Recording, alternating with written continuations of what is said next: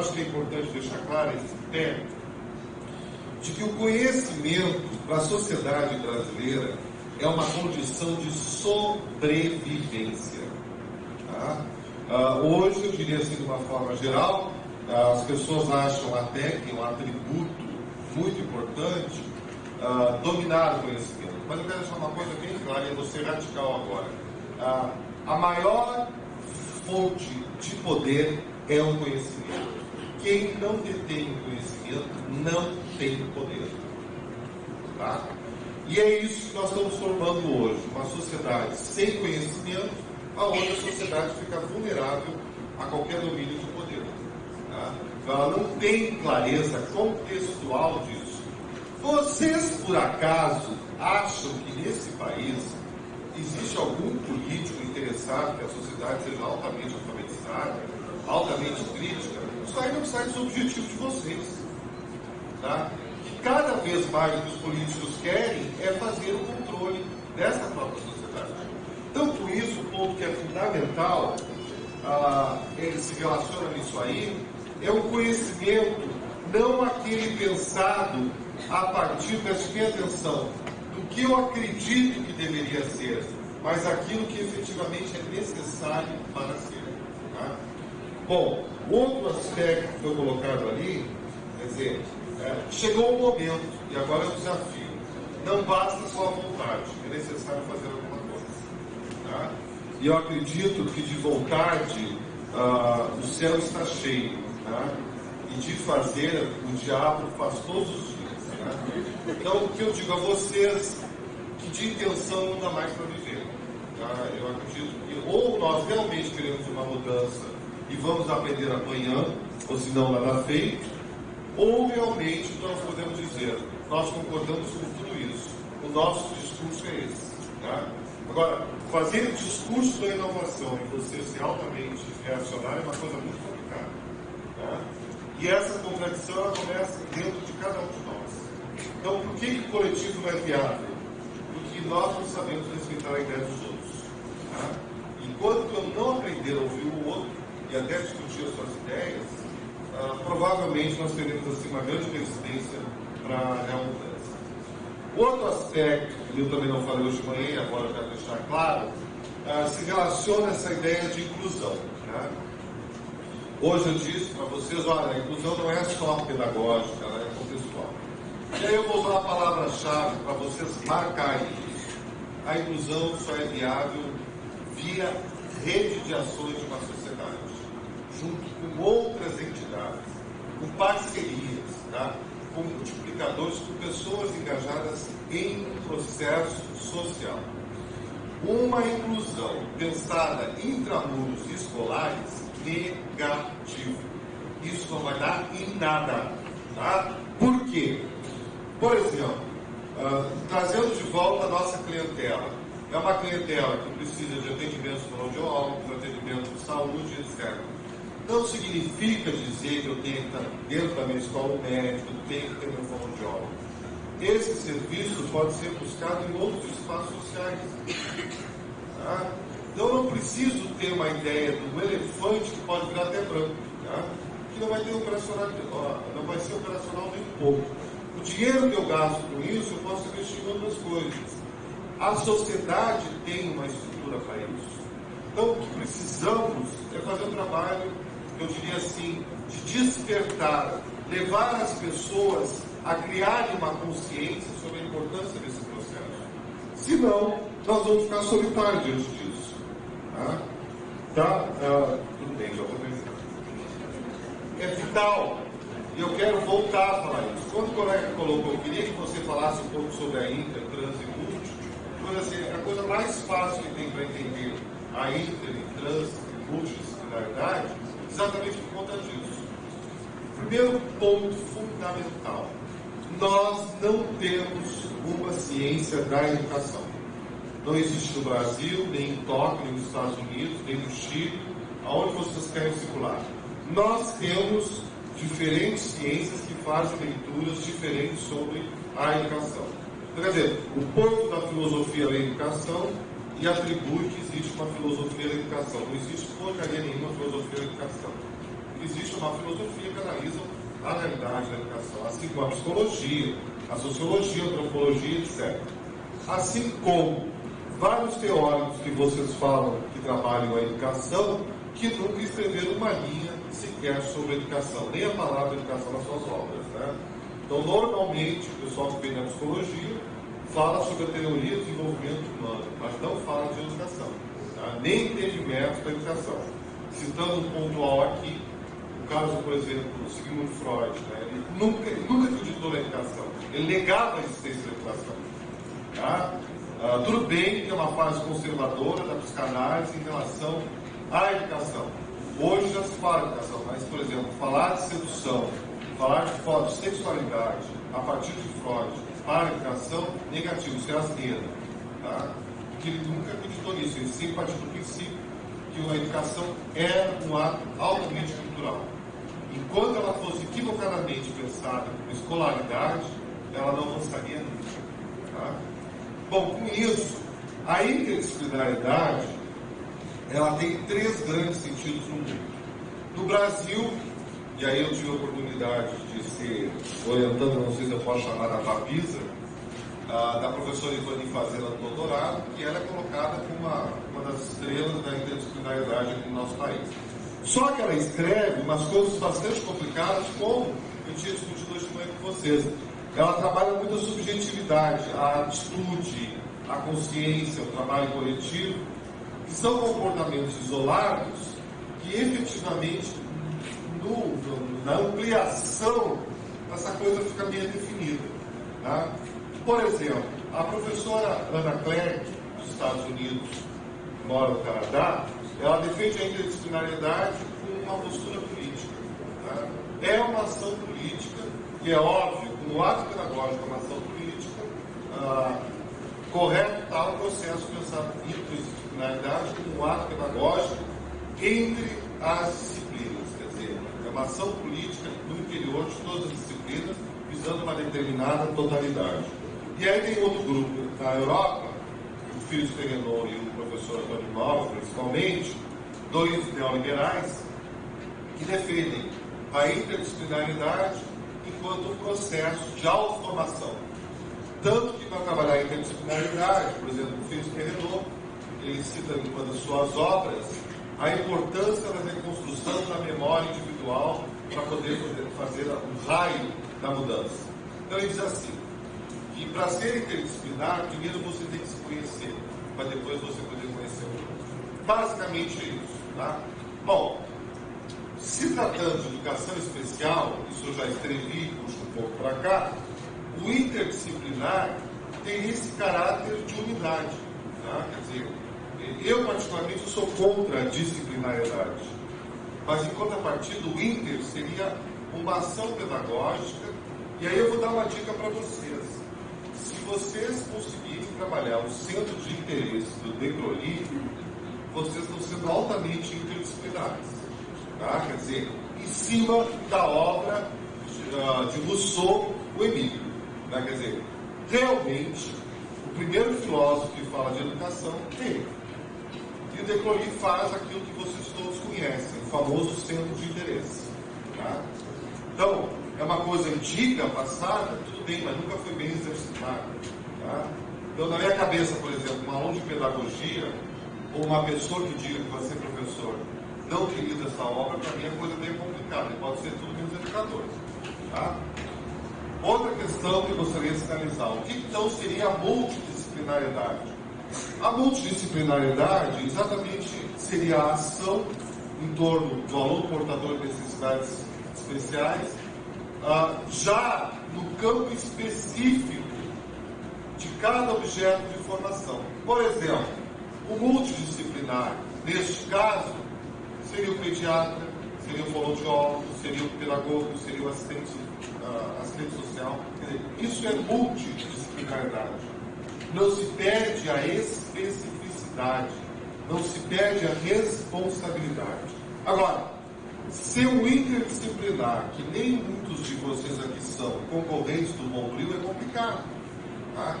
Por causa da mínima utilidade não dá. Então a gente tem que ser bom naquilo que a gente faz. Agora, o que a gente faz tem que ter competência. Não é que nós tenhamos que fazer tudo.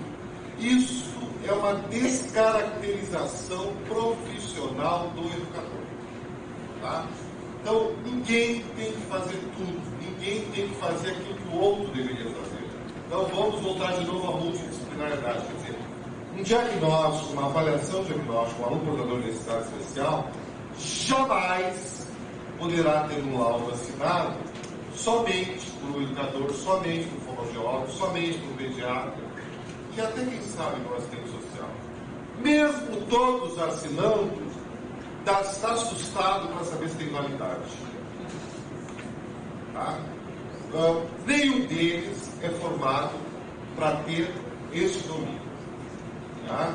Então, de uma forma geral, e é isso que eu quero alertá-los, o diagnóstico do portador de necessidade especial é um diagnóstico normalmente só clínico.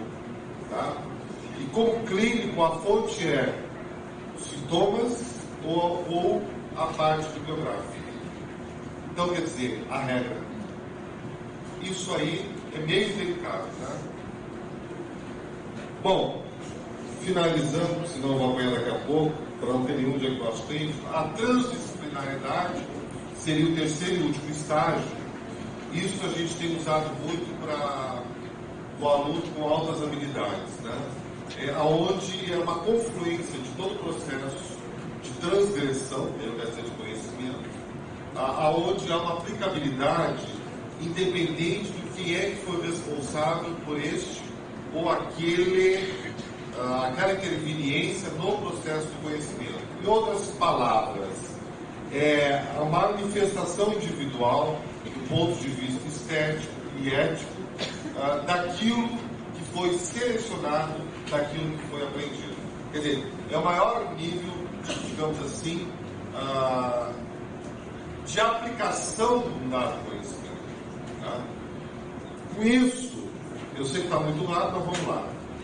São poucas as teorias ou bibliografias também que tratam dessas questões.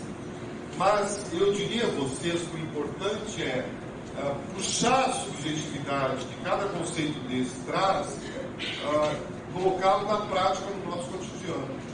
Então, por exemplo, é muito difícil o professor, numa prova, perguntar para o aluno o que é interdisciplinaridade, o aluno vai dar uma resposta. Aliás, existe professor que é capaz de fazer isso, né? Mas eu duvido que ele saiba qual é a resposta certa. Tá? Eu diria, para finalizar, que hoje existe um movimento a nível mundial. Este movimento está recebendo o rótulo de interdisciplinar para criar a ciência da educação. Tá? Agora, isso, Maria Amélia, isso é muita imaturidade para dizer assim, vou criar uma ciência que o objeto é esse e o método é esse. Isso não é bem assim, não é da noite para o dia, e nem há consenso que seja dessa forma. Agora, finalizando, eu gostaria de destacar uma questão aqui. A proposta da PAI, da PAI Educadora, ela quando foi colocada para apanhar mesmo. Ela não foi colocada para dizer, olha que bonito a capa, olha que está escrito aqui interessante, etc. Não foi nada disso. Em verdade, ela foi uma posição política. Primeiro, o sistema educacional brasileiro nunca teve uma proposta pedagógica. Tá? Quer queiramos ou não, ela é a primeira proposta pedagógica. Quer queiramos ou não, ela apresenta problemas. Tá? Porque ela não foi colocada como um enlatado. Ela foi colocada como um instrumento de reflexão para pensar numa mudança do movimento acaiano. Tá? Com isso, em seguida que saiu a proposta da PAI, já teve briga. A Pestalozzi também queria a proposta dela. Então, as relações são essas. O Ministério da Educação também quer a proposta deles. Quer dizer, do ponto de vista pedagógico, isso é com muita tranquilidade, tirando os planos de educação, não existe mais nada pensado. Então, em verdade, ela é uma referência, ela não é uma determinação. Ok? Bom, diante de todas essas questões, eu quero deixar bem claro o seguinte. No congresso que nós tivemos agora em julho desse ano, a palestra de abertura que fez fui eu, foi sobre o trabalho de avaliação da proposta da PAI Educadora. E nos chamou muito a atenção as situações da proposta da Pai Educador em alguns estados. Por exemplo, aqui no estado de Santa Catarina, pegando como referência, tem uma norma que regulamenta as escolas isoladas de educação especial. Quer dizer, o próprio nome já diz que não é uma escola completa, é isolada, preste atenção. E qual é a dificuldade da minha avaliação da proposta da tela? Ela não foi socializada. Ela precisa ser socializada com os burocratas, ela precisa ser discutida, mostrada, porque a maioria dos técnicos, isso também ficou aparecendo na pesquisa, dão parecer no projeto que vocês fazem sem saber o que é. E normalmente o que eles fazem? Defendem. Quer dizer, em outras palavras, o mesmo desconhecimento da legislação que o professor tem, os burocratas também têm, só que tem detalhe. Eles têm a caneta na mão, tem mais poder na estrutura. Tá? Então, uma estratégia legal seria vocês estarem tentando fazer essa mediação, essa socialização do que é o projeto de vocês, qual é a proposta de vocês, etc. Tá?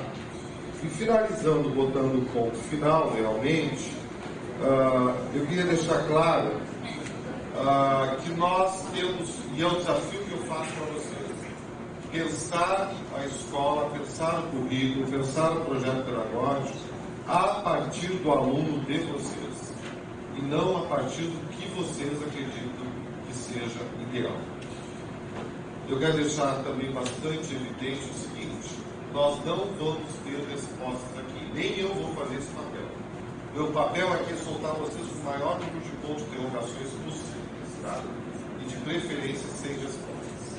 Então, quer dizer, aprendam que o currículo não é nada disso que vocês pensaram até hoje, ele é bem diferente.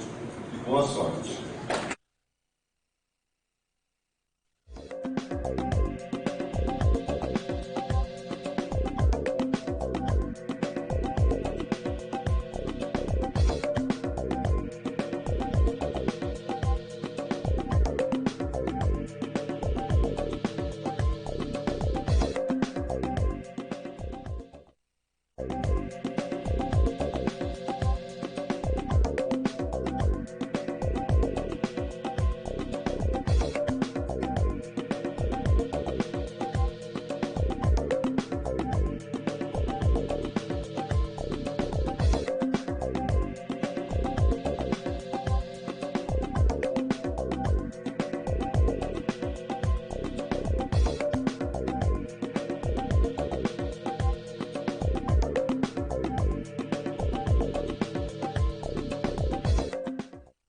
Palestra, ela vai trabalhar um pouco a reflexão de vocês.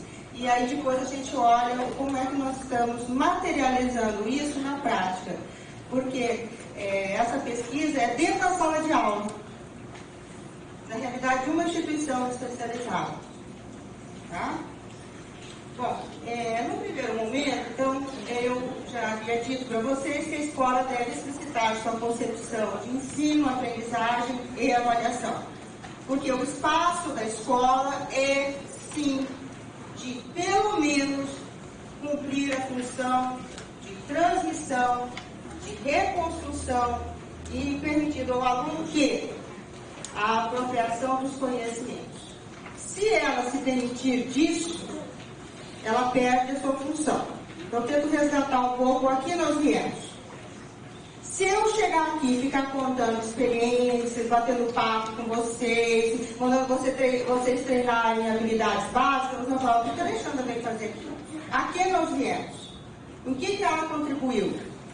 Quais foram as contribuições que ela me permitiu fazer? Quais foram as contribuições que ela me ofereceu? Ou que nós conseguimos construir junto nesse espaço acadêmico? Bom, por isso nós temos que discutir e explicitar as nossas concepções de ensino, aprendizagem e avaliação. Quer dizer, o que é que nós pensamos sobre isso? Qual é a literatura que eu utilizo para pensar esses conceitos? Bom, a literatura sobre aprendizagem, gente, ela é vasta e divergente. Mas aí como é que eu fiz um recorte? Eu falei, bom, eu vou ficar lá falando de teorias psicológicas, teorias pedagógicas e etc. Eu não vou sair de lá. Então eu tentei só dar uma piada e pegar aquelas aportes teóricos que vêm possibilitar ao professor da educação, sobretudo da educação especial, pensar a sua prática. Como é que ele utiliza as teorias psicológicas na prática pedagógica? Isso é muito forte na educação especial. Então, a psicologia ela tem tratado na sua história como ciência, ela tem tratado de pensar os processos de aprendizagem a partir do sujeito. Ou seja, como é que o sujeito aprende? É diferentemente dos filósofos que pensavam como é que se origina o conhecimento. Ela pega um aspecto e discute a questão do sujeito. Como é que isso se processa dentro do sujeito? Tá? Então, eu peguei esse autor, até aproveitando o gancho do professor Osório, que trabalhou com Sackson e Gomes, Compreender para Transformar na Prática, que é um livro conhecido de vocês. Então, ele faz essa distinção. Ele diz, olha, nós temos dois grupos de teoria, basicamente em educação. Aquelas que se agrupam entre teorias associacionistas, do condicionamento estímulo-resposta, e aí você tem duas linhas importantes que surgem desse referencial, desse grupo, seria do condicionamento clássico e o condicionamento instrumental operante. Então você tem aí, num primeiro momento, uma fase do behaviorismo, que seria o behaviorismo clássico, Pavlov, Watson. E os associacionistas, nós temos aí Thorndike, por exemplo, com os primeiros trabalhos sobre aprendizagem, né? E pode passar. E o outro grupo de teorias, não fala, mas a Alexandra colocou tudo no mesmo saco, mas é que os teóricos da aprendizagem, eles trabalham mais ou menos nessa leitura. Veja, teorias mediacionais, ou seja, que consideram a interação do sujeito. Então o professor fala assim, poxa, mas o Vygotsky pensa na interação e o Piaget pensa. Sim, mas eles pensam na interação com pontos de vista diferentes, com matrizes epistemológicas diferentes, com um referencial de base diferente. Mas elas são consideradas teorias interacionistas ou teorias mediadoras, teorias mediacionais? Sim, são consideradas. Então nós temos, aprendizagem social, esse pessoal também do behaviorismo, que a gente chama social, uma linha mais neo-behaviorista, eles também são considerados mediadores. O próprio Skinner, nos seus últimos trabalhos, ele foi considerado um interacionista, sim. Tá? Então, veja só, só que o conceito de interação para esses autores é que vai divergir, e a forma como eles tratam esses conceitos é que diverge. Mas olha só, teorias cognitivas, nós temos a teoria da Gestalt, nós vamos enfatizar um pouco, a psicologia genético-cognitiva, Piaget, Brunner, Gausfeld, em Elder, psicologia genético-dialética, você tem Vygotsky, Luria, Leontiev, e é do processamento de informação, Garnier, Neil, Simon, Mayer, Pascual, Leone, Quer dizer, agora se eu ficar aqui destrinchando, nós não vamos sair daqui. Isso aqui é um curso de psicologia e olha lá, a gente não dá conta de apresentar para vocês todas as matrizes da aprendizagem. Então, nós agrupamos dessa maneira. Tem um slide, só para... Eu vou mostrar aqui para vocês que os cursos, nossos cursos comuns de pedagogia, eles tratam dessas questões dessa forma. Eles fazem essa divisão. Eu mesmo, quando professor de psicologia, até com a primeira aula lá na psicologia da educação, eu apresento esse quadro para os alunos. E eu hoje faço uma crítica. Porque quando você coloca um quadro para apresentar teorias de forma didática, você perde o movimento do pensamento dos autores. E como é que eles lidaram com outros acordes teóricos. Só para mostrar para vocês. Então, eu não vou ficar fazendo isso, olha. Na teoria objetivista, você tem lá a matriz epistemológica, o empirismo, na subjetivista, o idealismo, no cognitivista, o racionalismo e na sócio-histórica, o materialismo dialético. Não vou ficar falando isso para vocês, porque eu suponho que vocês já trouxeram isso na base do trabalho de vocês. Só roda um pouquinho, só para eles verem como é que eu pensei. O conhecimento, o que é o conhecimento para essas matrizes? né? E aí as categorias sujeito, qual é a psicologia que se estrutura nessas bases e a educação que se coloca dentro dessas matrizes teóricas, tá? Então nós vamos, de uma certa maneira, estar trabalhando esse quadro, não desta maneira, como está posto aí, porque eu acho que ele perde a função dessa discussão, só para mapear para vocês o que é que você tem hoje na educação de um modo geral. Pode voltar, por favor.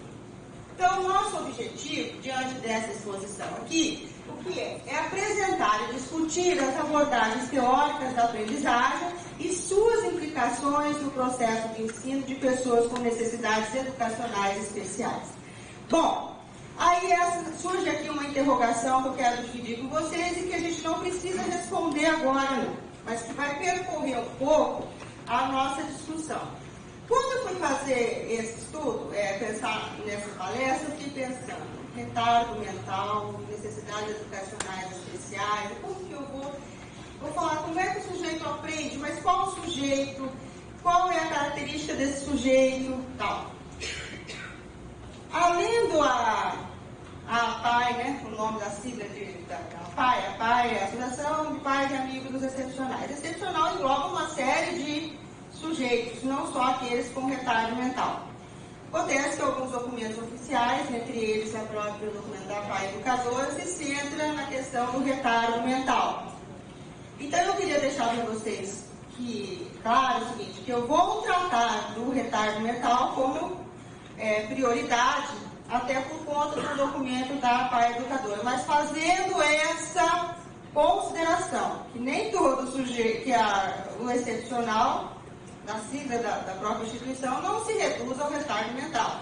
Aí você tem diferentes práticas espalhadas aí em todo o Brasil. Pessoas que atendem só retardo mental, pessoas com retardo mental, pessoas que atendem outros tipos de deficiência, e só a depender da proposta da instituição. E isso é uma coisa que vocês precisam estar discutindo aqui, porque essa foi uma dúvida também que me surge, então eu divido com vocês. Muito bem. A organização desse estudo, como é que eu pensei? Apresentar as construções metodológicas mais utilizadas na área, dentre elas que denominamos de ensino tradicional, o atomismo, o globalizante e o funcional. Então eu pensei assim, vou pensar na prática do professor. Então, em vez de fazer aquele movimento das matrizes epistemológicas e dizer, olha, aqui, pegar da psicologia para a didática, eu fiz o caminho inverso. Eu peguei da prática, da didática e fui para a psicologia. Esse caminho que eu fiz. Então, esses enfoques, eles vão trazer à tona conflitos teóricos, pois são tratados pelas instituições formadoras como se fossem tendências de moda, e não como construções geradas na cultura ocidental. Então, às vezes, quando a gente passa um quadro daquele, como vocês viram, aí o sujeito diz assim, agora eu não sou mais Piaget, eu sou Vygotsky. É moda, né? Porque se eu for behaviorista, eles vão me matar. Só que ele esquece que ele coloca o filho dele no Kumon, e o Kumon é o quê? A tarefa pura. Ou então o filho dele aprende a tocar teclado na Keynote, estava comentando isso até com a Maria Amélia ontem, o que é isso? A hora que você vai colocar o sujeito no mercado de trabalho, você precisa, eu estava comentando com a Maria Amélia, fazer o quê? A Maria Amélia dizia, Alexandre, nós temos que fazer análise de tarefa. Então veja, eu não sou nada disso. Porque os psicólogos da Universidade X disseram que agora o importante é ser Vygotsky, agora é importante ser Piaget, etc. E esqueceram também que esses autores travaram um debate importante com os teóricos do behaviorismo. Por exemplo, esquecendo também o movimento da história, essa leitura linear, que diz agora eu sou isso, eu sou aquilo, como se a gente trocasse a roupa. Você esquece que a história não é linear. Tem todo um movimento. E que as ideias não nascem, que a consciência não está pairando no ar, de repente você pega aqui, pega lá, né? Não é assim. A consciência nossa, as questões teóricas, elas são construídas na vida. No dia a dia, dadas as condições que a gente tem. Então esse aspecto precisa ficar bem enfatizado até para diminuir a nossa angústia. Mas agora eu não sou Vygotsky, me falaram que eu tinha que ser. Né? Vamos lá. Então, veja, falando em enfoque tradicional, o que nós chamamos de tradicional? Então, dizendo assim, olha, eu vejo alguns professores dizerem para mim, olha, Alexandre, eu não sou mais tradicional. O tradicional que ele está falando não é o tradicional que vem lá da educação jesuítica, né? Não, é o tradicional do tecnicismo, do behaviorismo. Não, mas isso aí não é tradicional. Isso não é. Olha, vamos ver o que é tradicional. Então, se caracteriza em transmissão de conteúdo de gerações precedentes e o processo educativo vai se efetivar em 2 etapas. A primeira será a transmissão de valores e de conceitos por alguém mais experiente, e o instrumento utilizado para este fim é a linguagem oral, seria através das aulas expositivas, normalmente expositiva dogmática, onde a participação do aluno é praticamente nula no processo de troca, aliás, não há troca, né? E é escrita, né, pelos livros. E existe do estudante uma fixação mnemônica. Qual que é a função psicológica que se utiliza mais nesse tipo de aprendizagem? A memorização. Quer dizer, os conteúdos têm que ser memorizados a partir da experiência daqueles que acharam que é aquele conhecimento que você deveria aprender. Então, a gente parece que funciona como se fosse um controle remoto. Tipo assim, a disciplina, agora eu vou ter aula de matemática, muda o canal, agora eu vou ter aula de física, agora eu vou ter aula de português, como se fosse o canal de televisão, você vai mudando, né, e o aluno tendo que acompanhar aquelas modificações, muitas vezes desconectado, que o professor falou lá em cima, lá numa primeira aula, na última já não tem mais sentido nenhum, e aquela que a gente chama de educação bancária, né, com umas gavetinhas, e às vezes você não sabe nem o que vai fazer com aquilo futuramente. Então, essas são, só para dar uma ideia geral, né, do que a gente está falando. Na segunda etapa, então, esse tipo de aprendizagem, ela requer a integração mental dos valores e das noções aprendidas através da atividade de execução. Quer dizer, então, eu tenho que operacionalizar aquilo que eu aprendi. Então, fica lá a teoria e a prática. Talvez seja isso que vocês reclamem tanto. Que a teoria acaba sendo desvinculada, ela não tem sentido, né, da prática do professor. Então, esse processo, eu peguei um texto que foi abandonado pelos professores, talvez um dos poucos textos que tratam da educação do indivíduo com retardo mental, que é do Luiz Novo, Educação do Deficiente Mental. São um pouco do Kierkegaard, do Jesse Luiz, e assim vai. Quer dizer, são textos que precisariam ser retomados até para a gente repensar o que a gente está fazendo.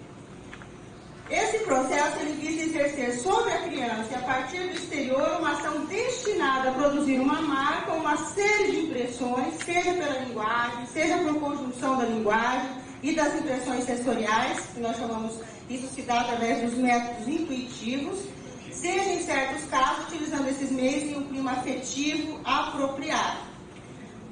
Então essa é só para elucidar aquilo que eu estava dizendo, a teoria, tentando justificar um pouco o que eu estava dizendo ali. Então a relação do professor-aluno é uma relação de agente-paciente, da qual toda iniciativa recai sobre o primeiro. Então aí que vocês falam, então o aluno é passivo, ele é passivo porque ele tem pouca iniciativa dentro da sala de aula. Aliás, tem pouca não, ele não tem nenhuma iniciativa.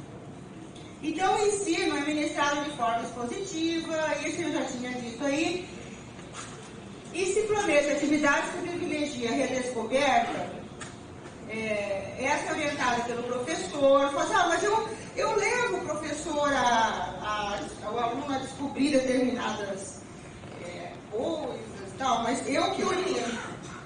Por exemplo, eu vou dar blocos lógicos para ele, eu que oriento a atividade. Mas é parte do trabalho do professor. Então, visando erros, assegurando com isso a economia de tempo, que o estudante está subjugado aos desígnios do seu mestre. Porque ele fica assim, olha, eu devo ensinar isso, porque eu tenho que cumprir a carga curricular, a grade curricular, os conteúdos da grade curricular. Pode ir. Então, qual que é a função privilegiada, psicológica privilegiada, já havia dito, são os processos mnemônicos, e através da imitação o estudante assimila o pensamento adulto. E assim o processo de adaptação se efetiva. Agora, há que considerar que conceito de imitação é esse. O conceito de imitação, nessa perspectiva, ela se dá como se fosse uma máquina de xerox, como um reflexo. Né? E não é. Quando a criança imita, ela está reconstruindo internamente o ambiente, né? As situações de ambiente, os conceitos que foram produzidos ali, que ela vivenciou. Quais seriam as possibilidades dessa perspectiva? Então, essa proposta de ensino, em certos aspectos, pode atender às necessidades dos sujeitos com retardo mental, no que se refere à segurança, à rotina e à busca de uma tutela. Até porque você posicionando essa teoria historicamente, na história, você vai perceber que, na época em que ela foi pensada, ela mostrava o que ela vinha atender? Atender o descaso.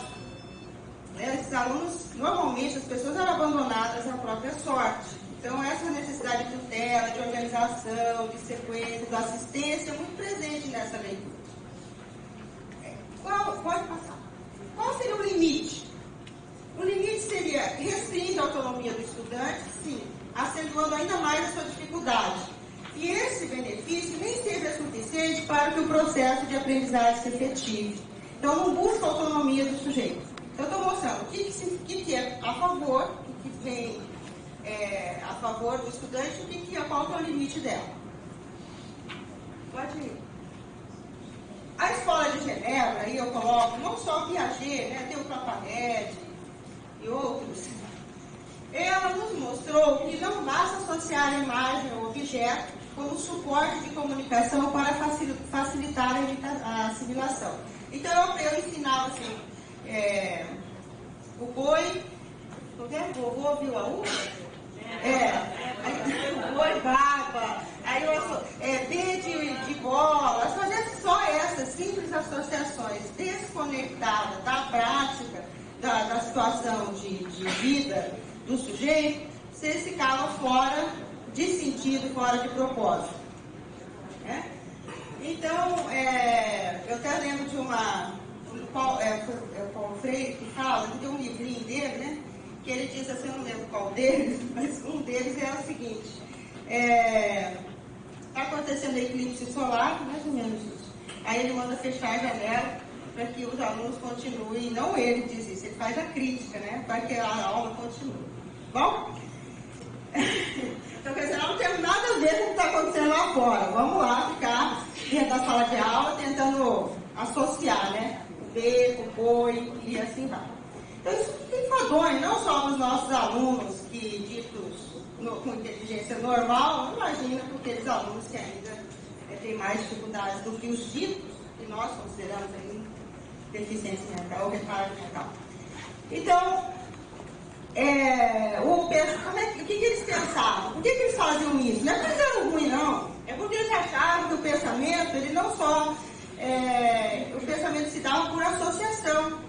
A Escola de Genebra vem mostrar que não se dá só por associações, né, de imagens, que é produto das sensações advindas do sujeito. Né? Além disso, essa leitura toma como referência que a lógica da criança é semelhante à lógica do adulto, a teoria tradicional.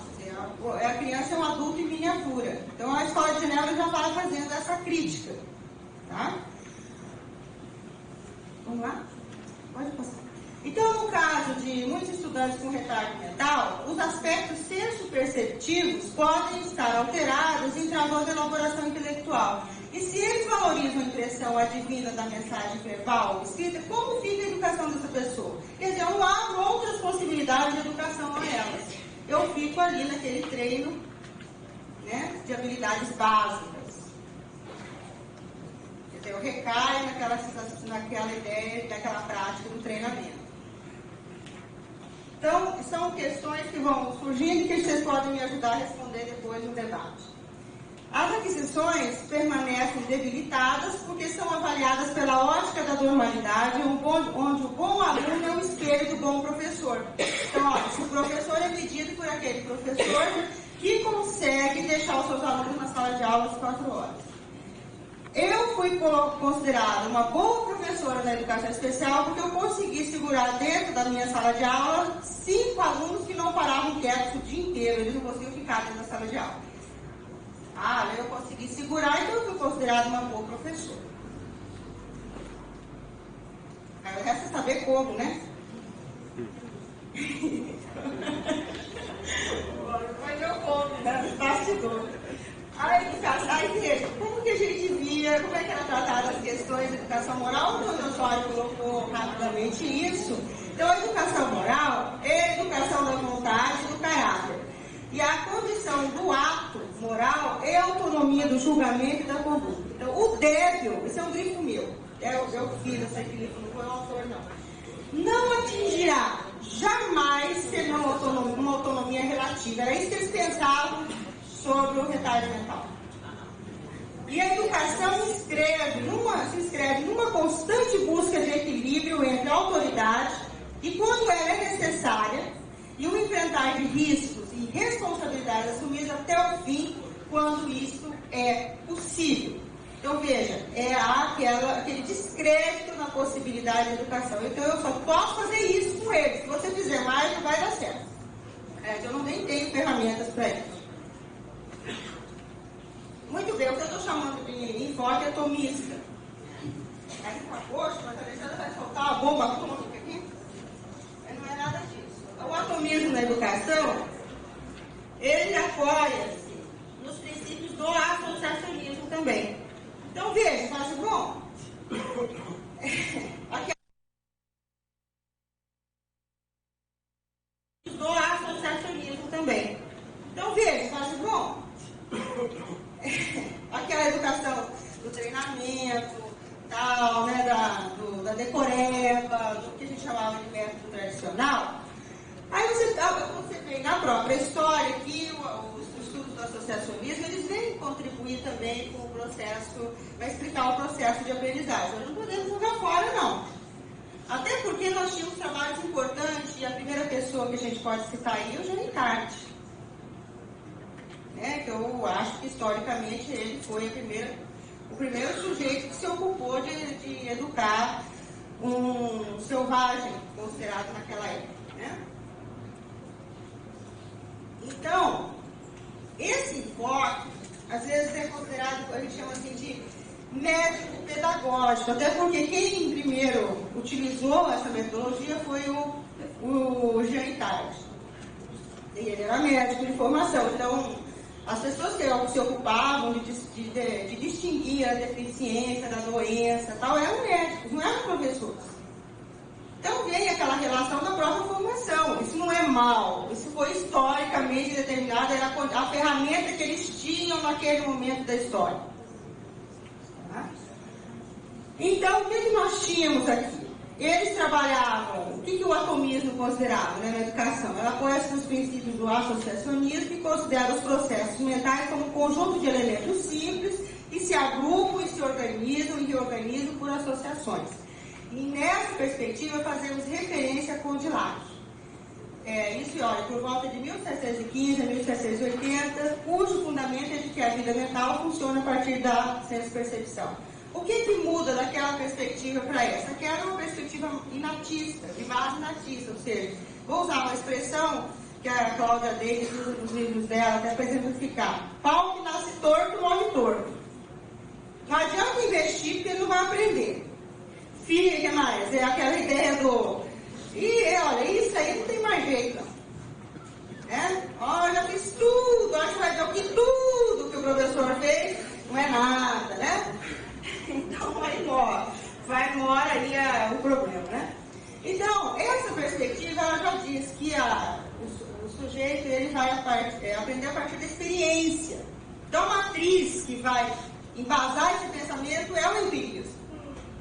Isso é muito importante a gente começar a pensar, porque em termos de educação especial, isso dá um avanço. Aliás, naquela época nem se falava em educação especial, não existia essa terminologia. Nessa perspectiva, então, nós fazemos referência ao Condillac e tal, vamos. Então, essa leitura, ela vai se materializar na reeducação dos surdos e de Jean Itard. Olha, embora a educação de surdos, ela tem dois aspectos importantes. Eu não vou entrar aqui.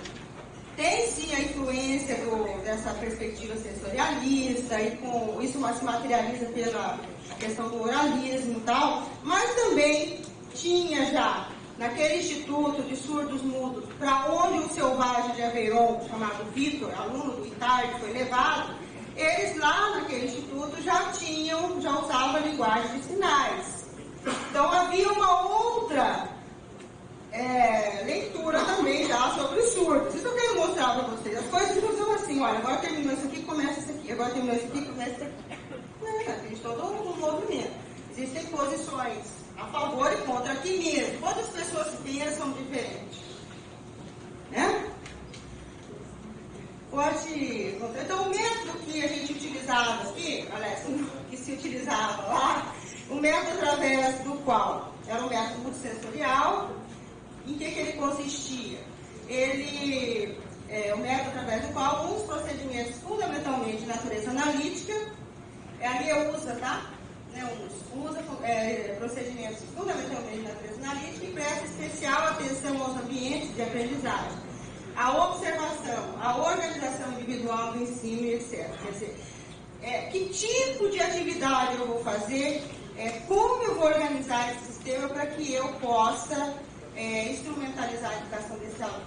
Ou seja, eu fico treinando os órgãos dos sentidos, não é isso? Depois se vai elaborar atividades que promovam, que permitam a ele desenvolver a audição, a visão, que a gente nasce enxergando.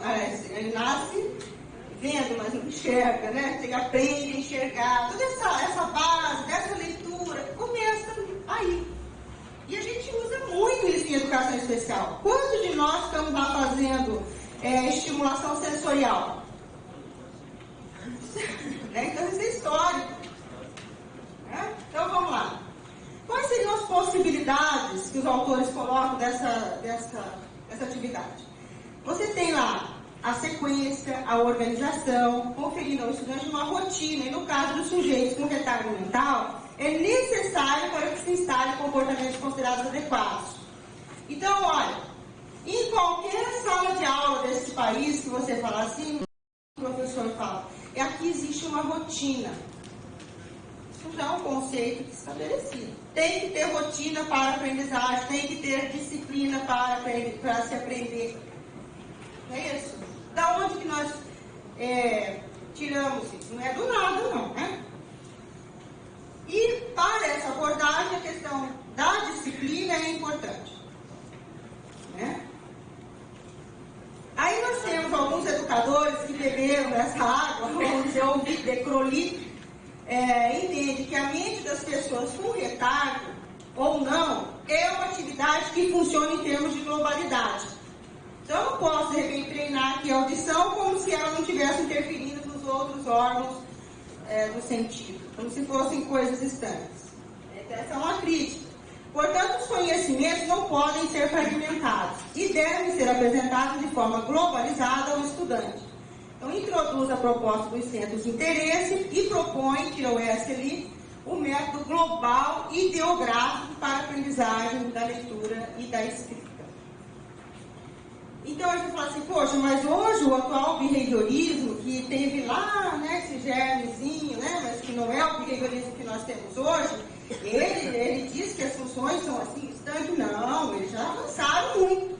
Existem trabalhos belíssimos hoje. O behaviorismo que nós temos atualmente não é o mesmo que se iniciou lá, né, com esse germe das primeiras pesquisas do associacionismo. Aí isso tem que ficar bem claro. As teorias avançam, as formas de pensar também. E elas se misturam. Tem hora que você fala, puxa, mas eu não estou conseguindo identificar da onde que eu tirei isso. Né?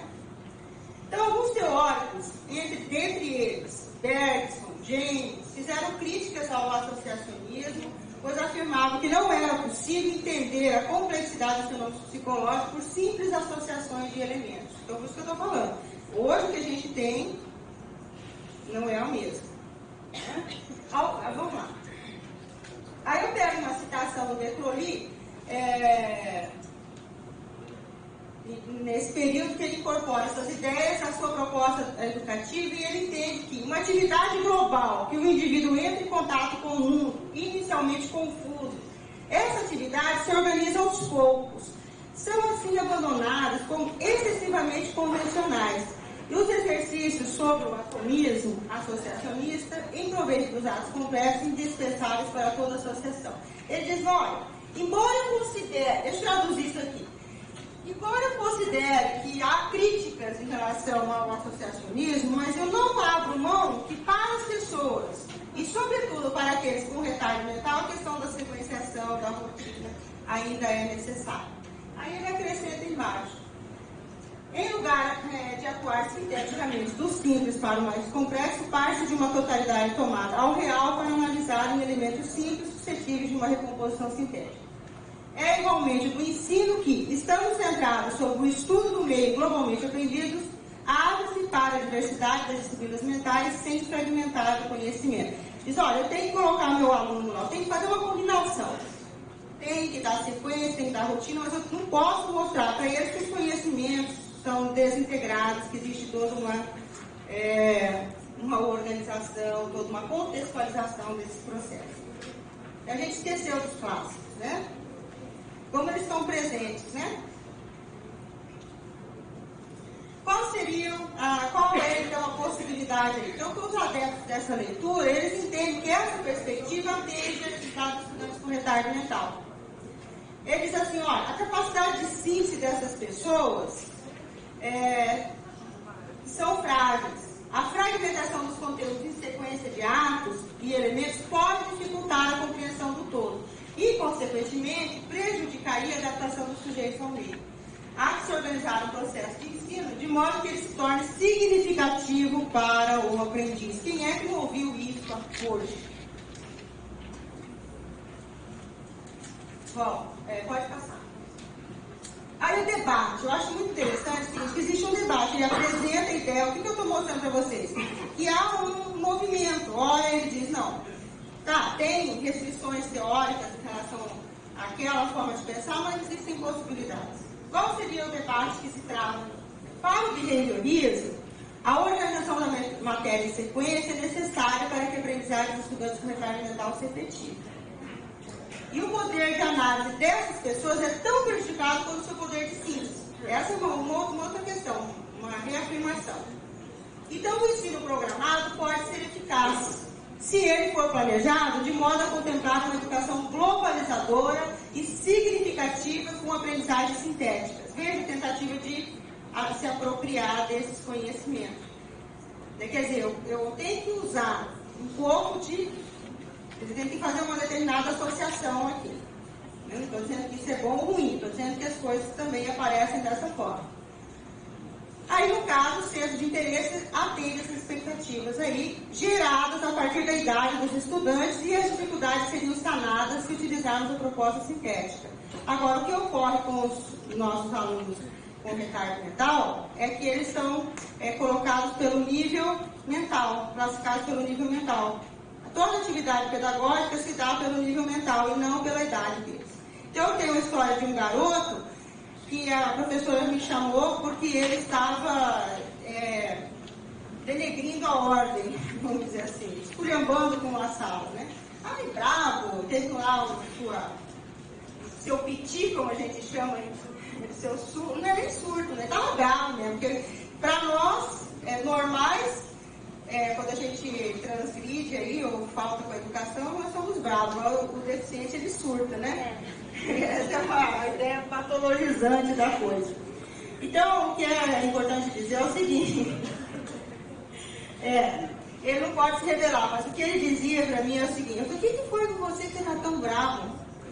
Aí a primeira foi, por que você veio me chamar? Aí a professora falou, olha, eu tenho lá uma peça de teatro que eu quero levar, ele não quer ir.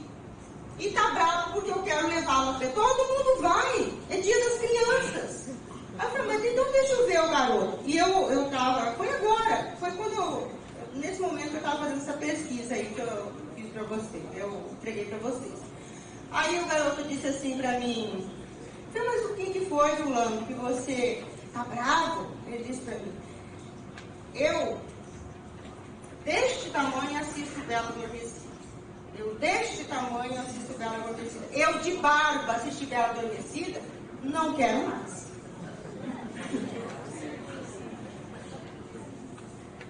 Tá?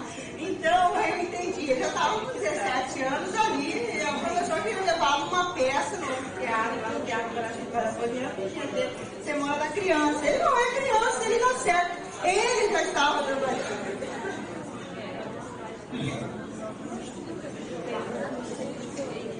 Aí você começa a falar em aprendizagem, por significado, etc. Você tem as bases do funcionalismo. Quer dizer, não é porque terminou aqui e começa aqui. A gente pode dizer que você encontra as bases do funcionalismo. Então, pessoal, vou fazer igual, porque está gravando, vamos. Então, Caparré, mesmo Freire, adotaram os pressupostos globalistas, só que, claro, um enfoque diferente. O Freire trabalhou com a educação natural, aí você tem todo um outro fundamento, e etc. Mas, na base, você tem essa leitura globalista, né? E propuseram uma educação pautada na atividade global. Jean Piaget, eu não posso deixar de falar dele, né? Então, ele também, interacionista, apresentou pesquisas sobre agentes das estruturas mentais, fez uma crítica, até certo ponto, a um modelo de behaviorismo, né? Considerando o indivíduo como sistema aberto, com possibilidade de reestruturações sucessivas em busca de um estágio final nunca alcançado por completo. Aí, quando eu apoiei um dos congressos da Capaz, porque eu disse assim, vocês utilizam a teoria psicológica, a teoria psicogenética de Jean Piaget, como se ela fosse teste mental. Ele abomina isso. A forma como Piaget trabalhou foi para mostrar para nós que o desenvolvimento da criança, que a criança se desenvolve de forma diferente do adulto, que ela tem uma lógica diferenciada, e aí ele mostra os estágios de desenvolvimento para mostrar esse movimento do pensamento, como que a criança conhece, e não para enclausurar a criança nos níveis de desenvolvimento. Então, essa é uma questão que a gente precisa retomar, né? Até porque o Antônio já falava ontem, ninguém leu Piaget, o Gênese das Estruturas, né, operatórias, ninguém leu o livro, quase. Aprendizagem de Conhecimento dele, do Pierre Greco, quer dizer, livros do autor. A gente tem mania de ler livros de intérpretos, né? E aí esses intérpretos eles acabam fazendo um reducionismo teórico importante.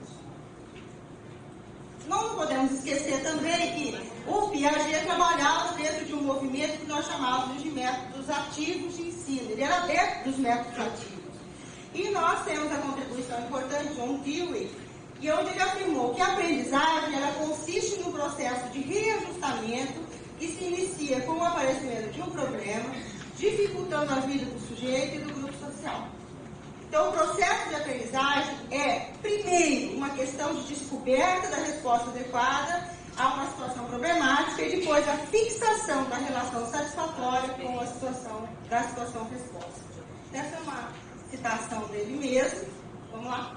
E então, o que significa isso? Que o desenvolvimento ele vai condicionar a aprendizagem e o conhecimento ele não é imanente ao sujeito, mas é construído na interação entre o sujeito e o objeto. Né? Então, aprender significa se modificar, transformar o objeto e compreender como ocorre esse processo. Isso é forte na nossa educação. Se a gente não, aí nós temos leituras que se dizem atuais e dizem para nós assim, olha, nós temos que o mais importante não é o produto, é o processo. Só que a gente não sabe como fazer uma avaliação do processo. Porque a gente quer fazer uma avaliação do processo no modelo, como diz, de quantificação, né? Psicométrica. Só que ele propõe isso sim, porque ele trabalha dentro de uma leitura psicométrica. Os testes mentais eram muito fortes nesse período. E a educação se apropriou muito da avaliação, dos testes aí. Nós não podemos esquecer do ABC, os testes que foram feitos de alfabetização, não foi ele que fez, mas existia todo um conjunto de práticas, de teorias que se consolidavam nesse movimento funcionalista. e que é muito forte até hoje, né? Então, veja, o desenvolvimento mental é um processo progressivo nessa leitura toda, de adaptação, acomodação entre o homem e o meio, e a inteligência, ela consiste em uma forma de coordenação da ação, motora, verbal e mental. Então, não é simplesmente associar, a aprendizagem não se dá só por associação, existe uma complexidade maior nesse processo. Então, qual seria o objetivo? A auto-organização, que nós chamamos de autonomia, que leva à autonomia do sujeito, e de encontrar um comportamento, através da invenção, da descoberta, que mantém o equilíbrio entre o organismo e o meio. Daí que vocês conhecem a famosa teoria do Jean Piaget, que nós chamamos de equilibração, quando ele fala dos processos de aprendizagem. Quais seriam as possibilidades? Ganhos nós temos toda essa leitura. Quer dizer, o sujeito com retardo mental, ele apresenta um campo de interesse restrito, né?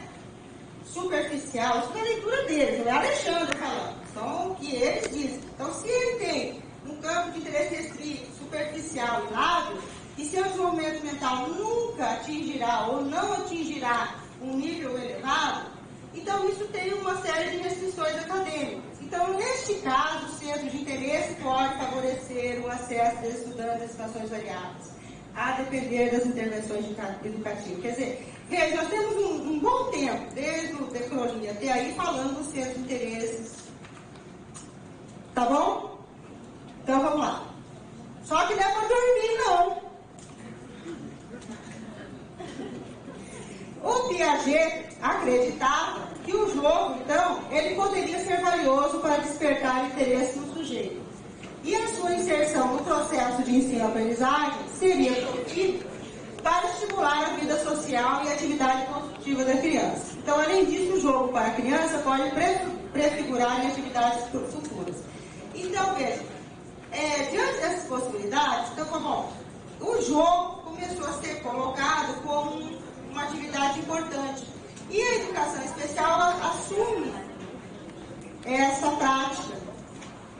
Aí eu tenho uma amiga minha que eu gosto, que ela fala assim: Alexandre, as salas especiais, classes especiais em sala de recursos viraram um cassino, depois da teoria do Piaget. Eu só quero jogar. Então, vamos lá, continua. Qual seria a possibilidade, então, usando toda essa... Quer dizer, por que o Piaget usava o jogo? Porque ele entendia que isso pode favorecer o desenvolvimento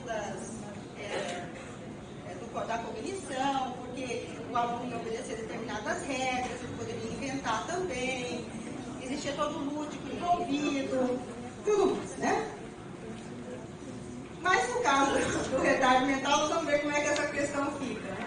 A aprendizagem irá se efetivar se ela for significativa para o aluno. De novo, essa questão do significado. Portanto, se compreendemos o seu processo de desenvolvimento, estaremos oferecendo situações de ensino que favoreçam a aprendizagem. Então, no caso da criança, é comum, a criança gosta de jogar, de brincar, então eu vou ensinar pela brincadeira. A ideia era essa. Né? Então, o jogo ele já é educativo. Agora, os jogos pedagógicos é uma redundância, porque o jogo em si já traz uma regra implícita. Então, ele é educativo na sua constituição mesmo. Né? Então, a busca da autonomia, que é o construtivismo, né? E o aprender a aprender. Quem já ouviu falar? O ensino também ele fica atrelado ao nível de desenvolvimento do sujeito. Então, eu já cheguei em classe, olha, esse aqui é operatório. Esse aqui é operatório concreto, aquele lá é operatório formal. Aliás, formal não chega, né? De jeito nenhum. Então, acessório motor, é assim? Então, a classe ela é formada pelos níveis. Antes, nós separávamos os normais e os anormais pelos testes de Simon Binet. Aqui a gente pega e usa a teoria de Piaget da mesma maneira como Simon Binet o fez. Isso é um erro teórico. Isso já é uma distorção teórica. Piaget não falou isso. Não escreveu isso.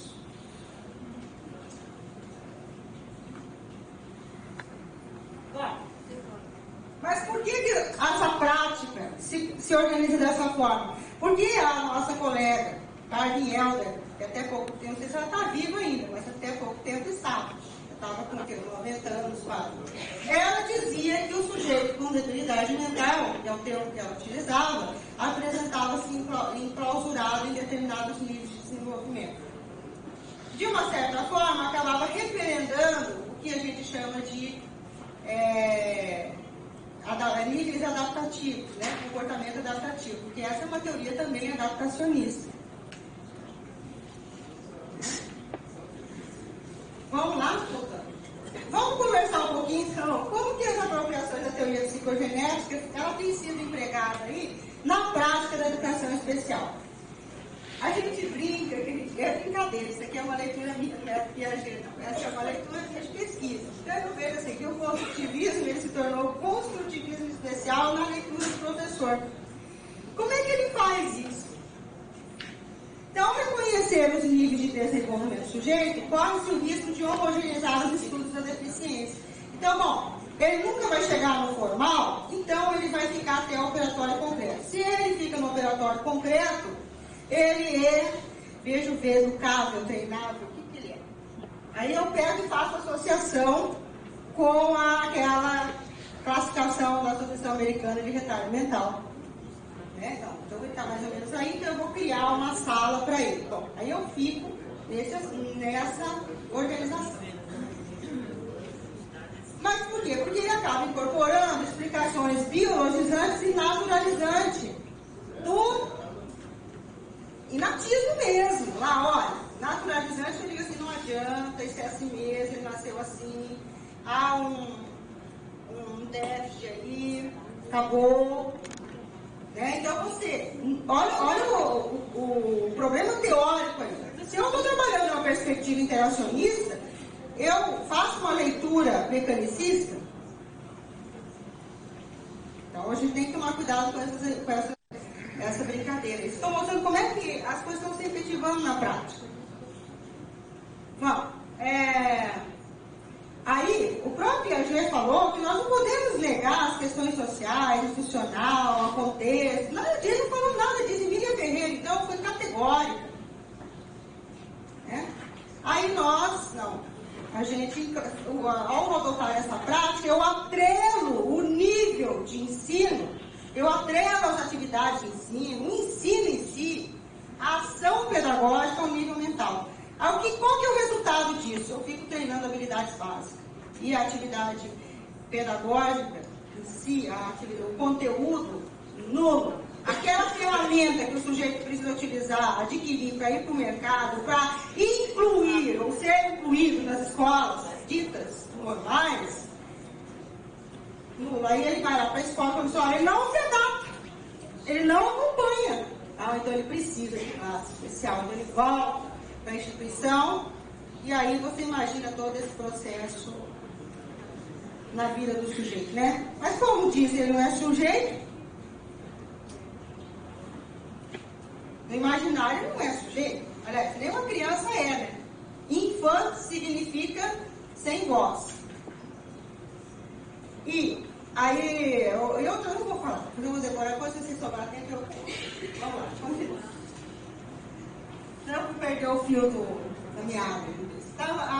Tem uma colega minha, Fabianinho, estou usando pelo sobrenome, ela diz assim, que as atividades ditas construtivas, portanto, negavam a premissa básica do construtivismo, qual seja entender-se como liberação e democratização do processo de aprendizagem. Então, tal negativa fica evidente em atividades típicas do cotidiano, descrito e observado nas salas de recursos como, eu pensei que eu não tinha colocado isso, olha lá, eu usei a história dos blocos lógicos, eu tive aqui uma pessoa, eu sei que é a Cida, cadê a Cida? Você comprou muito blocos lógicos, né, Cida?